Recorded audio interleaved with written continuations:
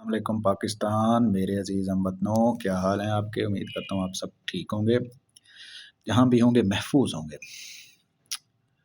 آج 17 جنوری بدھ کا دن ہے۔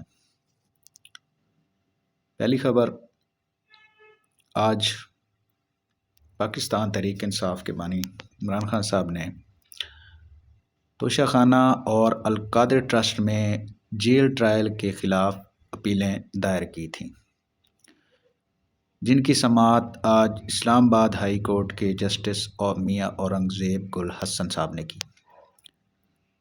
پاکستان تحریک انصاف کی جانب سے جناب سردار لطیف کوسر صاحب اور شعیب شاہین صاحب پیش ہوئے اور سماعت کا آغاز کیا گیا، جس میں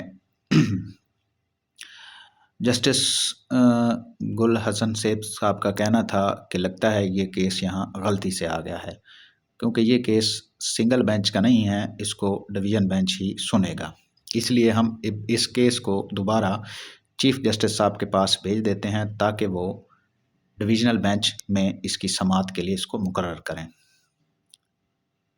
اور اس کے بعد سردار لطیف کوسر صاحب نے کہا کہ جناب جج بشیر صاحب تو خاصیت ان کی ہے کہ ان کے پاس بڑے بڑے کیس لگے ہوتے ہیں، بانی پی ٹی آئی سے لے کے نواز شریف تک کے کیس ان کے پاس لگتے ہیں، جس پر جسٹس گل حسن زیب صاحب نے ان کو روکتے ہوئے کہا کہ جناب آپ بار بار ان کا نام نہ لیں، وہ بار بار میری سفارش پر ہی تعینات ہوئے ہیں۔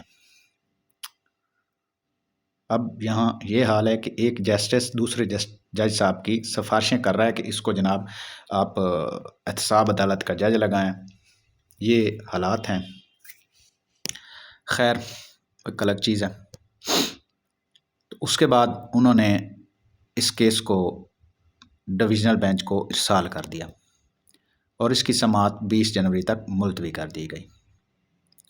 اب 20 جنوری کو اس کے اوپر سماعت ہوگی، ڈویژنل بینچ سماعت کرے گا، اس کے بعد اگر فردر پروسیڈنگ چلیں گی پھر دیکھتے ہیں کہ اس میں کیا ہوتا ہے۔ اس کے ساتھ ساتھ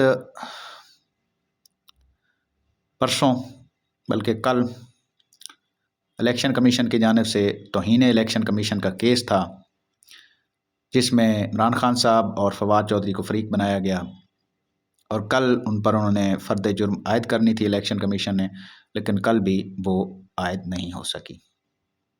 مزید سماعت اس کی آئندہ سماعت پر ہوگی۔ یہ 2-3 خبریں تھیں جو میں نے کہا چلیں آپ سے شیئر کر لیں۔ تو آپ کو میری ویڈیوز پسند آئیں تو ان کو شیئر بھی کر لیا کریں اور چینل کو سبسکرائب بھی کر لیں، تو بہت بہت مہربانی ہوگی آپ کی۔ انشاءاللہ اگلے ولاگ میں کچھ اور مزید چیزیں ہوں گی جن کے بارے میں آپ سے ڈسکس کریں گے۔